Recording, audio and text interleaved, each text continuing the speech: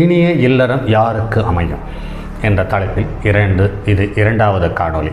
ரிஷப லக்கணத்துக்காரர்களுக்கு 7ஆம் இடத்தில் நின்ற கிரகங்களும் அது சார்ந்த தகவலையும் அடையாளம் காட்டுகிறது. பொதுவாகவே ரிஷப லக்கணத்துக்காரர்களுக்கு ஆண்களாக இருந்தாலும் பெண்களாக இருந்தாலும் வாழ்க்கை துணை நல்ல நிறமுள்ளவர்களாக வருகிறார்கள். அதே சமயத்தில் மன அழுத்தமான மனம் கொண்டவர்களாக இருக்கிறார்கள். ஆனால் அவர்கள் தாயினுடைய கட்டுப்பாட்டுக்குள் வாழக்கூடிய தகுதியுள்ளவர்களாகவும் இருக்கிறார்கள்.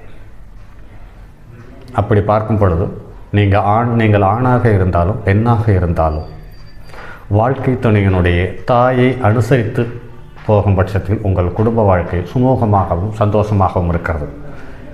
இல்லை, நான் மனைவி அல்லது கணவன், எனக்கு மாமியார் தொடர்போ அம்மா தொடர்போ எனக்கு தேவையில்லை என்று ஒதுங்குவீர்கள். ஆனால் அதில் பிரச்சனை உருவாகி பலமான சங்கடங்களையும் கருத்து வேறுபாடுகளையும் சந்திக்க வேண்டிய சூழ்நிலை உருவாகிறது.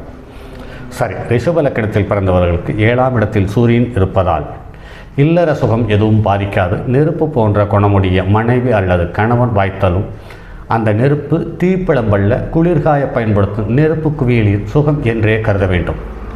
திருமணம் சற்று காலதாமதமாகலாம். தினந்தோறும் தீபாவளி என்ற நிலை இருக்காது, அவ்வளவுதான். இருந்தாலும் இதுவும் ஒரு நல்ல வாழ்க்கை. ஏனென்று கேட்டால் லக்கினத்துக்கு 4ஆம் இடத்துக்குரிய கிரகம் என்று பார்க்கும் பொழுது அவர்கள் சிறப்பான வாழ்க்கை வாழ்வதற்கான வாய்ப்பு இருக்கிறது. அதே பாப கிரகம் என்று பார்க்கும் பொழுது சற்று ஏற்ற இறக்கங்களோடு கூடியதாகவும் இருக்கிறது.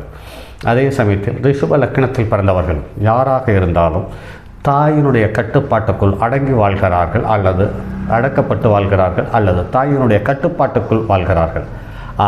ஆக ரிஷப லக்கினத்தில் ஒரு ஆண்மகன் பிறந்திருந்து அவனை எந்த ஒரு பெண் திருமணம் செய்தாலும் அந்த பெண் மாமியாரினுடைய இளைஞர்கள் சின்ன சின்ன தடைகளை கடந்து தான் வாழ வேண்டிய கட்டாய சூழ்நிலைக்கு தள்ளப்படுகிறார்கள் என்பதில் மாற்று கருத்தில்லை.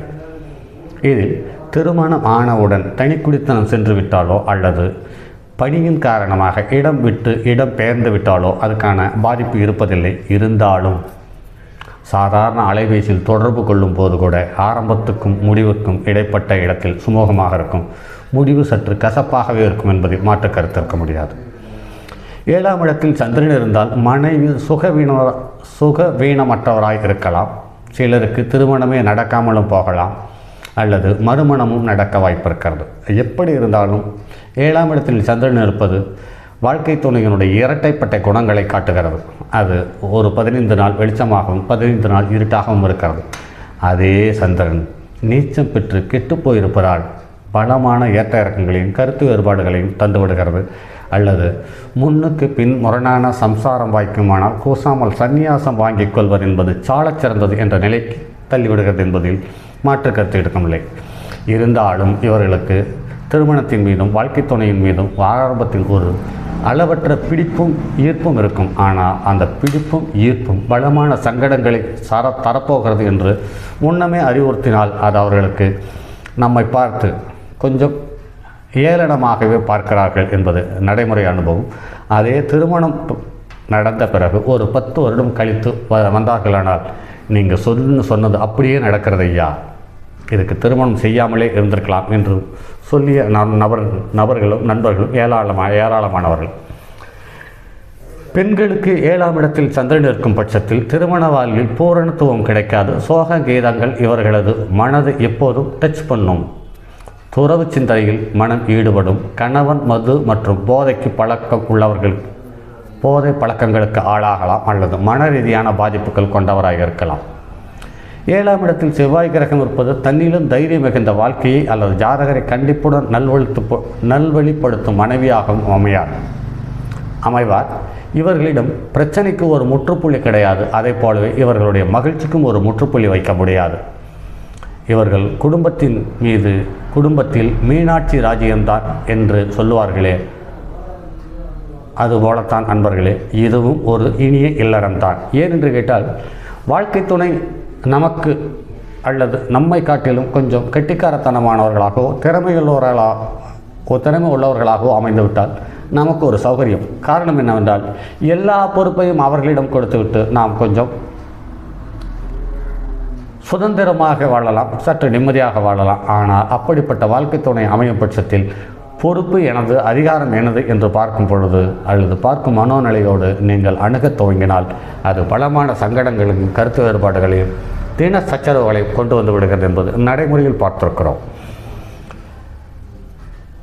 அதே சமயத்தில் பெண்களுக்கு 7ஆம் இடத்தில் செவ்வாய் இருந்தால், இந்த அமைப்பு இருந்தால் தங்களின் சுதந்திர போக்கனை மண்ணில் குழி தோண்டி புதைத்து விட வேண்டும். இல்லை இல்லை, நான் யார், பெண், என்னை இப்படி அடிமைப்படுத்தலாம் என்று போர்க்குடம் எழுப்பினால் வந்தது வினை. எப்படியாயினும் நீங்கள் சுதந்திர நாட்டின் அடிமைகள்தான். 7இல் செவ்வாய் இருப்பது இல்லற வாழ்வின் தோஷமாக்காது. ஆனால் நீங்கள் கணவருக்கு தோஷம் என்று காலம் முழுவதும் சாபத்தை பெறுவீர்களே, அது மட்டும்தான் தோஷம். இந்த உண்மை பழுதை பாம்பென்று நினைக்கும் பழசுகளுக்கு எப்படி புரிய வைப்பது? 7ஆம் இடத்தில் புதன் இருந்தால் திருமணம் காலதாமதமாகும். நினைத்தது ஒன்று, நடந்தது ஒன்று. அப்படித்தான் மனைவி அமைவாள் அல்லது கணவன் அமைவாள். கசப்புணர்வு அதிகம் இருக்கும். அதில் அவ்வப்போது இனிப்பும் கலந்து பருக பழகி கொள்ள வேண்டும். வெளியில் தெரியாத வேதனை என்று சொல்லுவார்களே, அந்த வேதனையின் சுகத்தை இவர்களிடம் கேட்டுத்தான் தெரிந்து கொள்ள வேண்டும். இப்படிப்பட்ட இனிய இல்லறமா என்று கேட்டால் இந்த அமைப்புடையவர்கள் நாளுக்கு ஒரு பதில் தருவார்கள். ஒரு நாள் இன்பம் என்பார், மறுநாள் துன்பம் என்பார்கள். இதுவும் ஒரு இனிய இல்லறம்தான். ஏன் என்று கேட்டால் இந்த ரிஷப லக்கணத்துக்கு 2, 5க்குரியவர்களாக வருகிறார்கள். ஆகையால் இந்த புதன் அலாதி கற்பனை, அதீத கனவுகளோடு வாழ்க்கையை தொடங்குவார்கள். அந்த கற்பனைக்கும் கனவுகளுக்கும் தீனி போட முடியாமல் வாழ்க்கை துணை அமைந்துவிடும். அதாவது மதிக்க மாட்டார்கள் என்று சொல்லுவதற்கில்லை, ஆனால் இவர்களை புரிந்து கொள்ள அவர்களுக்கு அவகாசம் இருக்காது. அல்லது பொருளாதார பற்றாக்குறை இருக்கும் பட்சத்தில் அவர்கள் பொருளாதாரத்தை நோக்கி பயணப்படுவார்கள். அப்போது இவர்களுக்கு தேவையான மன உணர்வுகளுக்கு சம்பந்தப்பட்ட தேவைகளை பூர்த்தி செய்ய முடியாமல் போகும் பொழுது அவர்கள் பலமான பாதிப்புக்கும் சங்கடத்துக்கும் ஆளாகிறார்கள். இதுதான் யதார்த்த சூழ்நிலை.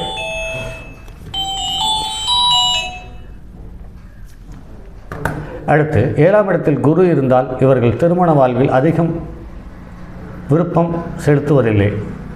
உனக்கு வரும் மனைவியை கற்பனை செய்து பாருங்கள் என்றால்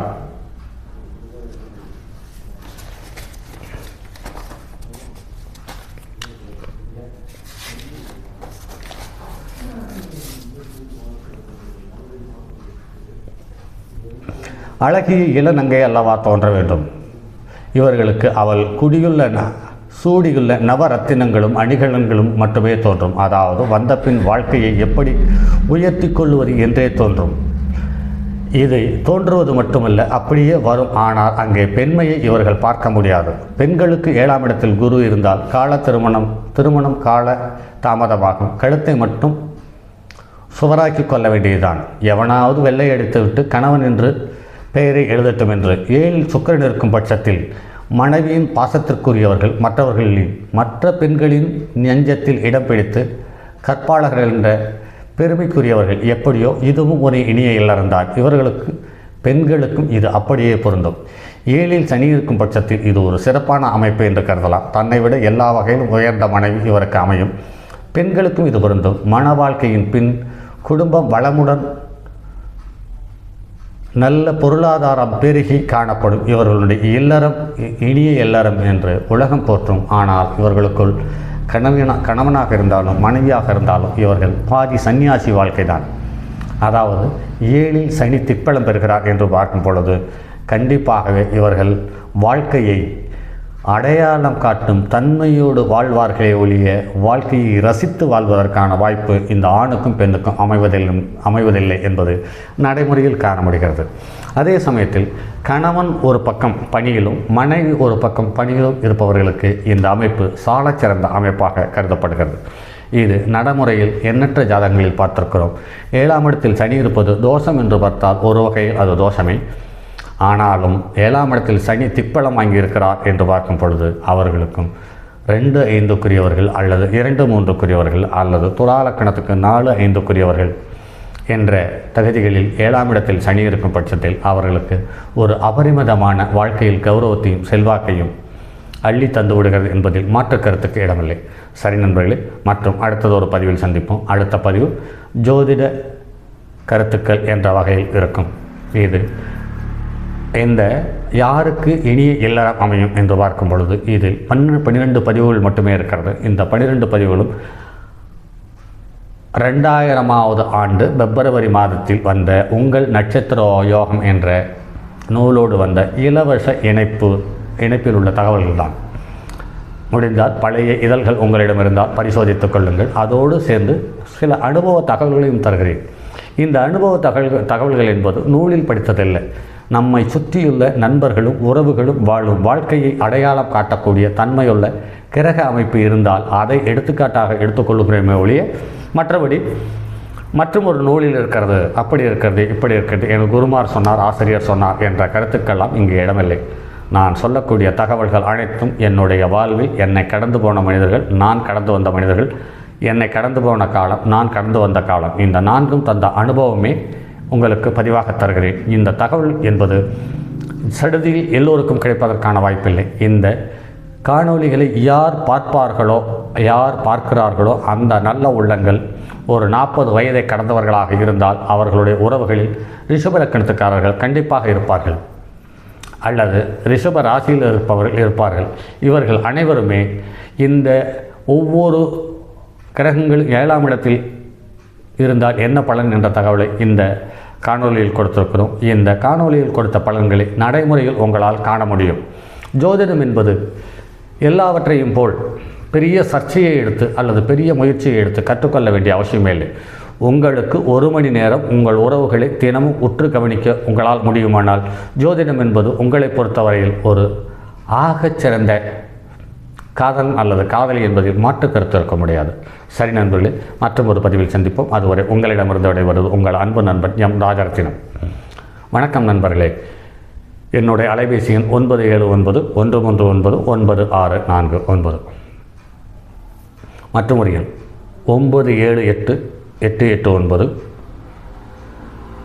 மற்றும் 729999 மற்றும் அதுவரை உங்களிடமிருந்து விடைபெறுவது உங்கள் அன்பு நண்பன் தங்கமான் மழுவோடேந்தி தன்மதி தலையில் கொண்டோர் மங்கையர் பதுக்கிச் சொன்ன மாமொழி ஜோதிடத்தை இங்கு யாம் உரைப்பதற்கோர் எம்மை என்னும் பிழை வராமல் காக்க செங்கன் மால் மருகன் யானைச்சரன் பதம் காப்பதாமே.